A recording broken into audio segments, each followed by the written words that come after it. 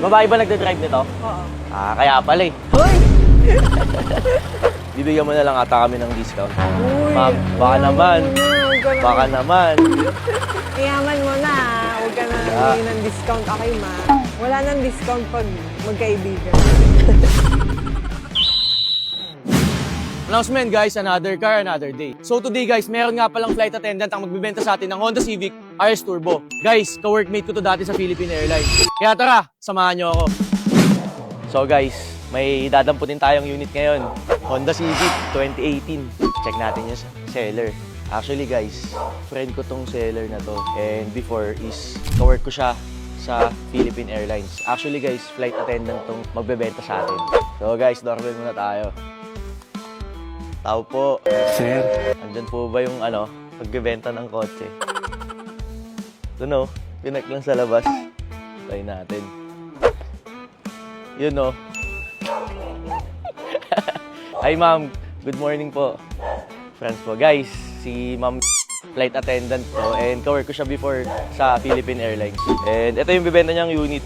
It's a 2018 Honda Civic RS Turbo.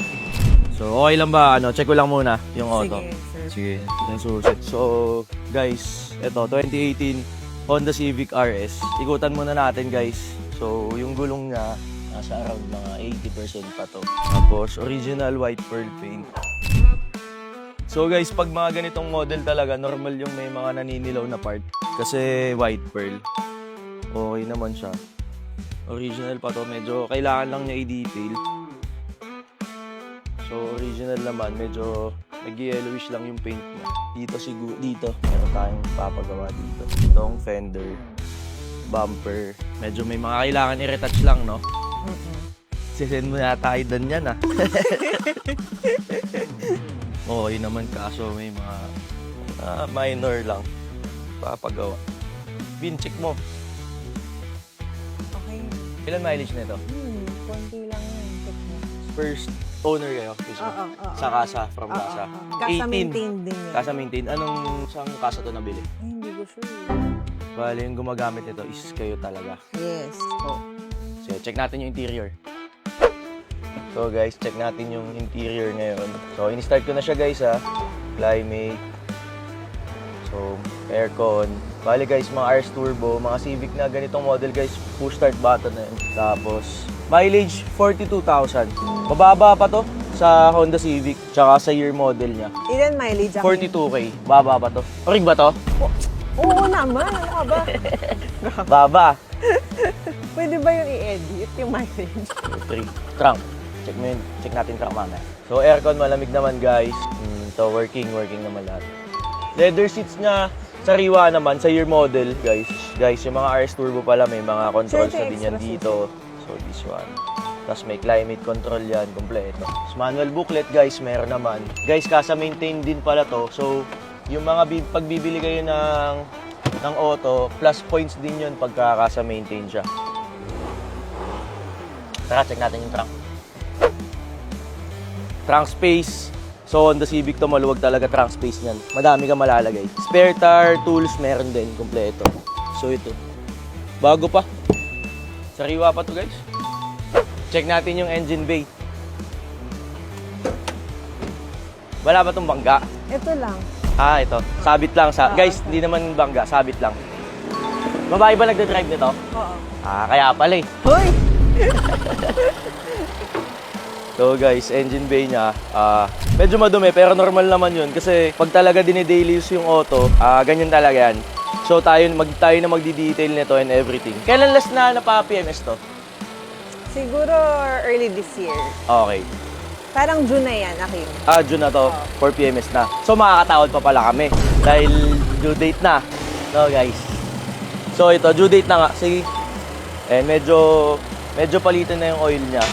Maitim na siya guys. Pero tayo na bahala dyan. So if ever naman na makuha natin to, ayusin naman natin yung mga kailangan gawin sa kanya. Pero mahalaga, wala naman siyang history of accident. Oo, malinis yan. Wala namang mga tagas, no? Kasa maintained yan eh. Bilang papasok mo ba to? Sa sa PAL? Ano service mo ngayon?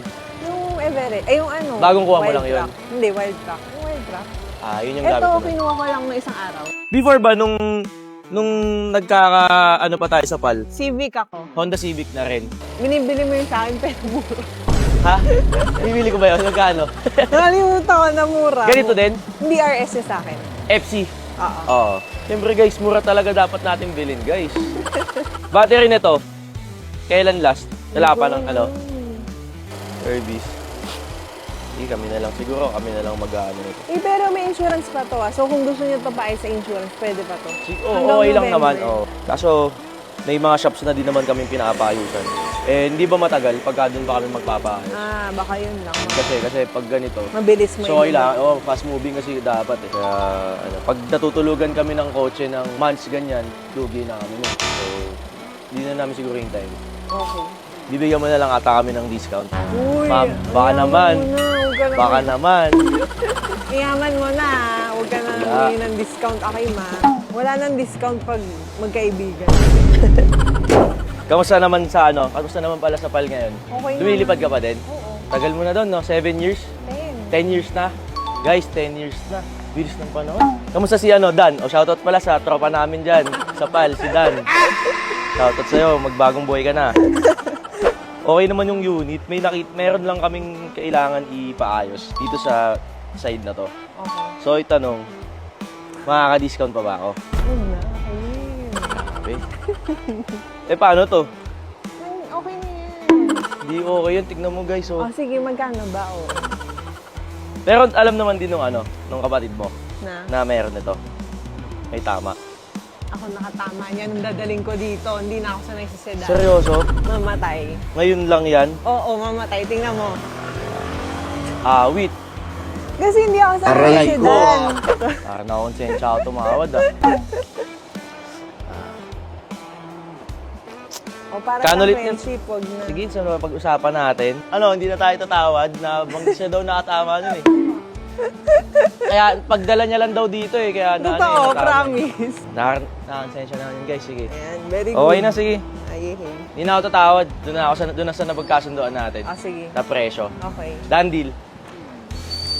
Yun, no? Ay, yung papers, check natin, guys. Check natin. Dito na lang. Sige. So, deed of sale, 3 copies. ORCR, patiin nga. So, guys, original ORCR. So, it's a 2018 Honda Civic RS Turbo. And then, so guys, encumbered pa siya. Pero okay lang yan pagka bibili kayo ng auto na encumbered. Basta meron siyang mga release chattel mortgage. Meaning, fully paid na siya. Okay, so complete naman. Guys, okay na to. Payment, saan tayo magbabayaran? BPI yung sinend ko. Okay, cash na lang. Ha? Mag-cash. BPI yun. Dala namin cash. Send Sige, mo, sir. BPI na lang guys. Meron tayo yan. Ready tayo. Ayaw mo cash? Wag na ka. Cash is king. Baka mamaya, maano na naman yun sa akin. F2A cars. Legit.